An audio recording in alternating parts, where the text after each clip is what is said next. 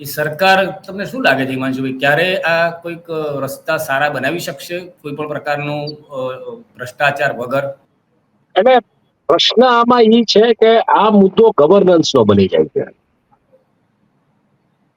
રસ્તા બનાવવાનું જે કામ છે એ બેઝિકલી માર્ગ અને મકાન વિભાગ જે છે, રોડ એન્ડ બિલ્ડિંગ ડિપાર્ટમેન્ટ, હાઈવેઝમાં એમાં, અને શહેરની અંદર જે કામ છે એ જે તે સિવિક બોડીઝ એટલે કે ભાઈ મ્યુનિસિપલ કોર્પોરેશન છે કે નગરપાલિકા છે કે ગ્રામ પંચાયતો છે, આનું છે.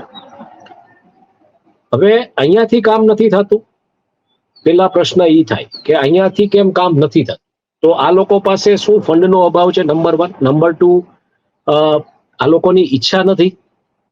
અને નંબર 3, આ લોકો કોઈના આદેશની રાહ જોવે છે કે આ લોકોએ હવે એવું નક્કી કરી નાખ્યું છે કે વીઆઈપી કલ્ચર, કોઈ મિનિસ્ટર કે કોઈ આવવાનું હોય તો જ રસ્તા બનશે, બાકી પબ્લિકે તો ટેક્સ ભરવાનો અને પબ્લિક આ રસ્તા ઉપર હેરાન થવાનું.